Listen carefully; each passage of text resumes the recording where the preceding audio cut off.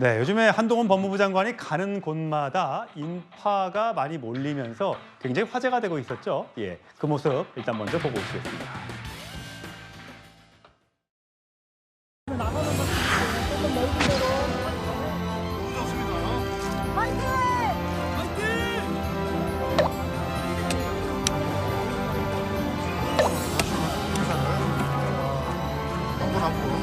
안쪽으로 들어가시면 반갑습니다. 저분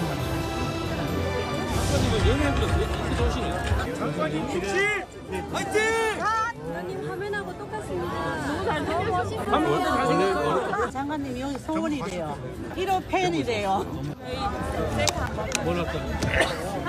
감사합니다. 하나, 둘, 셋. 장관님 화이팅! 화이팅!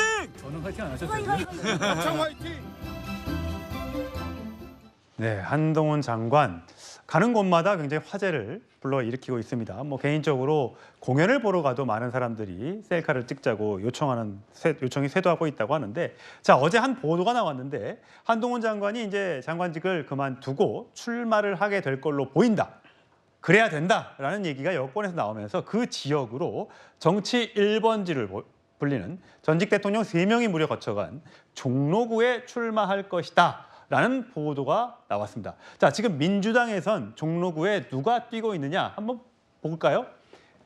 자, 이광재 국회 사무총장, 이낙연 전 대표, 임종석 전 대통령 비서실장, 그리고 현재 당협위원장은 고 노무현 전 대통령의 사위 곽상한 변호사가 좀 뛰고 있는 지역이기도 합니다. 그래서 또 여러 사람들의 이름이, 민주당에서 거물들의 이름이 오르내리고 있는데, 자, 김특보님이 보시기에는 어떻습니까? 만약에, 뭐 만약입니다, 가정입니다만 이런 분들과 한동훈 장관의 빅매치가 종로에서 있을 것으로 예상하십니까?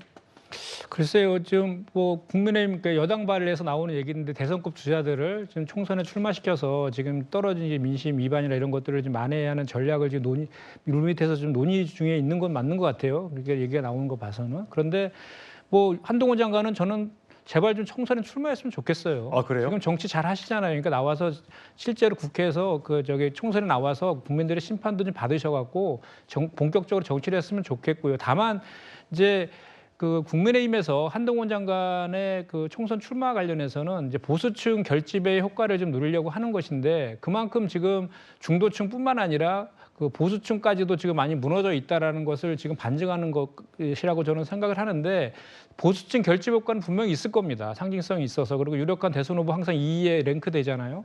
그렇지만 과연 확장성은 있을 것이냐, 또 그 진보층이라든지 중도층에 대한 비호감도 또한 높기 때문에 그것이 과연 총선 전체적으로 국민의힘에 도움이 될지 여부에 대해서는 좀 의심이 듭니다. 그렇군요. 자, 여당 내에서 또 여당 지지자들, 또 여당에서 몸담았던 사람들 위주로 이런 반응들이 나오고 있는데 한번 목소리 듣고 이야기 나누겠습니다. 한동훈 장관 같은 경우는 지도자로서의 부각으로 올라올 것 같으면 정치적인 용맹을 가져야 돼. 내년도 저 총선에서 참 어디 가서 출마를 해가지고서 자기의 생각을 갖다가 관철할 수 있는 그런 능력을 보여줘야 되잖아요. 한동훈 장관이 무조건 이번 총선에 뛰어들어야 된다는 생각입니다. 다소 뭐 공격받을 지점이 있다 하더라도 지금 국민의힘의 일반적인 의원에 비하면은 천사 같은 존재입니다. 제가 봤을 때는 스타성이나 아니면 엘리트성, 아니면은 한동훈 장관의 어떤 매너나 이런 것들, 군계 일학입니다. 근데 사실 한동훈 장관의 출마 이야기가 나오는 거는 물론 그 지금 얘기한 것처럼 스타성이 있고 또 이번에 보궐선거에 졌기 때문에 구원투수가 필요하다는 점도 있습니다만, 민주당에서 지금 탄핵 얘기가 나오고 있지 않습니까? 탄핵이 제기됐을 경우에는 한동훈 장관의 움직일 수 있는 범위가 이제 좁아들기 때문에 그래서 결국은 출마를 할 수밖에 없을 것이다, 이런 얘기가 있던데요. 제가 보기에 뭐 탄핵을 겁낼 필요는 없고요. 탄핵을 못할 겁니다. 탄핵하면 이게 정말 나라가 뒤집어지는 거예요. 아무 사유도 없이 탄핵을 해서 출마를 막겠다? 그러면 이게 국민들이 그 납득하겠습니까? 그리고 이게 탄핵해도요. 옛날에 그 황운하 모델이 있어요. 황운하 그분들이 사표 수리가 안 됐거든, 기소돼서요. 근데 출마해버렸어요. 근데 당선되니까 유효하다, 이런 게 선례도 있고요. 저는 다음 총선은 무조건 이게 이재명과 한동훈의 싸움으로 간다 봐요. 그게 현실입니다. 보수 진보의 가장 강력한 팬덤과 지지층을 갖고 있는 거예요. 뭐 여론조사 설명할 필요도 없어요. 이재명과 한동훈의 싸움이다. 이재명 대표와 윤석열 대통령이 아니고 한동훈 장관입니까? 그렇죠. 윤석열 대통령은 이제 뭐 대통령으로서 민생이나 하는 거고 결국에 미래 권력을 가지고 싸우거든요. 미래 권력은 이재명 대 한동훈이가 보수 진보의 1등을 달리고 있는 이게 현실입니다. 저는 이렇게 될 거고요. 그런데 뭐 종로는 충분히 검토해 볼 만하죠.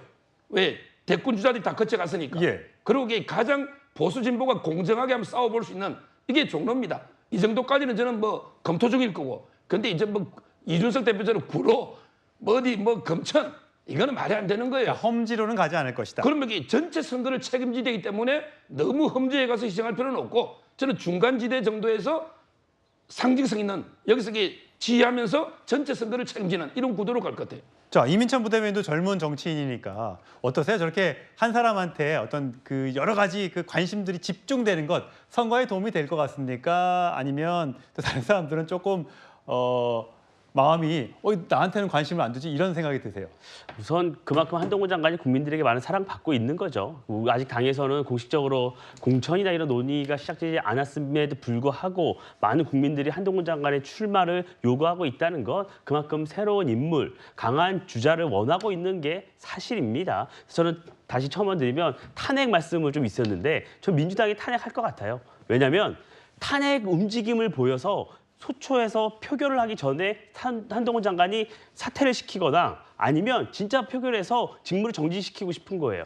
민주당 10전 10패했잖아요. 한동훈 장관과 맞붙어갖고. 어떻게든 한동훈 장관이 총선에서 역할을 하는 거를 막고 싶기 때문에 그런 움직임을 보일 것이다. 저는 이렇게 보고요. 짧게 말씀드리면 한동훈 장관이 출마를 하기 위해서는 두 가지 키워드가 있어야 됩니다. 결단과 책임입니다. 결단. 대통령이 결단이 필요합니다. 왜냐하면 내각의 일원이기 때문에 대통령이 재가를 해야지만 출마를 할 수 있는 거기 때문에 우선 대통령이 어떤 결단을 할지를 지켜봐야 하고요. 두 번째 키워드는 책임입니다. 윤석열 정부의 일원으로 그동안 법무부 장관으로 일을 해왔습니다. 그렇다면 윤석열 정부가 성공하기 위해서는 총선에서 반드시 승리해야 합니다. 그럼 그 책임지는 자세라면 당연히 험지에 나가서 총선을 이끌 것이라고 저는 생각합니다. 예, 정치권 소식에서 정리하고요.